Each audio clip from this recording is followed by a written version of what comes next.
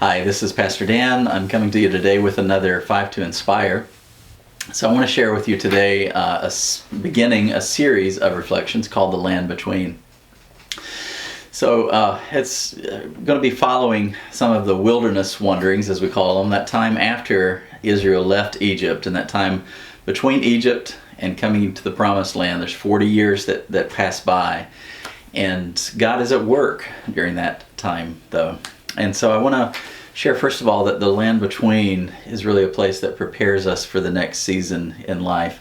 I think a lot of us maybe are waking up and feeling like it's Groundhog Day right now, like that old movie Groundhog Day, and everything's the same and the news is the same, and it doesn't seem like it's getting better quick enough for sure. And probably like Phil the Weatherman in that old movie, we just want to jump in the truck and get out of town. But here we are in the midst of this land between.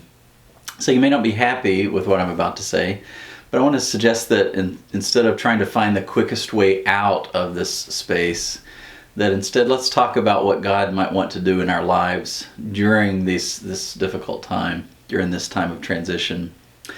It was Phil Mannion that asked the question, that what if the soil you most want to get out of produces the fruit that you most desperately need? Let me ask that again very quickly.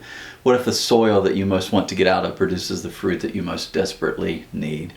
So somehow God has got to take this group of Israelites that really don't know Him and produce and make them into a people that are going to give Him glory. And so Moses, it's in Deuteronomy, the 8th chapter and verse 2, Moses reflects back on what is happening during the wilderness time. This is what he says, Deuteronomy 8:2, "Remember how the Lord your God led you through the wilderness for 40 years, humbling you and testing you to prove your character and to find out whether or not you would really obey His commands." You know, they had to go through those wilderness wanderings to get to know God. Some have said the saying, it took just a few days for Israel to get out of Egypt, but it took 40 years for Egypt to get out of the Hebrews. So instead of asking, when will this lockdown end, I'd like for you to think about maybe what God is doing in you during this season. Maybe it's to prepare you for a new job, a new career. Maybe it's to prepare you, position you to go back to school. Maybe for a new relationship. Maybe God is showing you that your priorities were a little bit out of whack and it's time to rethink how you do life. But whatever God is preparing you for, He wants to use this time in this land between to prepare you for it. The land of in between is also a place of radical trust, and you see that in the story with Israel when they're in the desert and they look around to see who's brought the food and they don't have any food, and very quickly they get hungry and God begins to feed them. Every day they walk out and they see this stuff called manna, literally translated, what is it, is what manna means, what is it? And every day they eat manna, 3 meals a day, breakfast, lunch, and dinner, until they finally get sick of it. And in fact, in Numbers, the 11th chapter, they start complaining, and verse 4, they say, "Oh, for some meat. We remember all the fish that we used to eat for free in Egypt, and the cucumbers and the melons." And they're thinking about how great it was in Egypt, forgetting that they were enslaved to hard labor. You know, you've heard me say a lot, if you've been at Northwest for a while, that God really wants us to be honest with Him about where we're at, but there's a really fine line between honesty and complaint.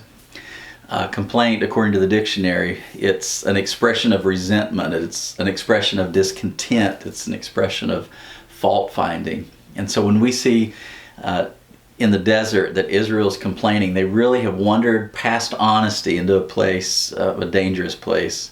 So that even in verse 20 of Numbers 11, the passage says, "Because you have rejected the Lord," what did they do? They complained bitterly. They said to the Lord, we resent you because you're not handling this appropriately. We're discontented. We're finding fault with you. So again, if the soil that you most want to get out of is producing the fruit that you most desperately need, then to reject that place through our complaining is to reject the very Lord that we've given our lives to, that we've said we trust. But by complaining, we begin to reject that trust in God.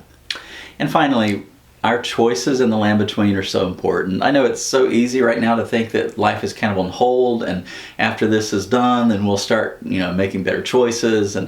But these decisions that we make and how we respond to this place during this pandemic, they really matter, and they're going to determine your trajectory after this season is over. Jeremiah 29:11 says a passage that I know you're probably familiar with. For I know the plans I have for you, declares the Lord. Plans to prosper you and not to harm you. Plans to give you a hope and a future. And I believe that God has for you, for me, and for our church some plans beyond what we could ever think and imagine.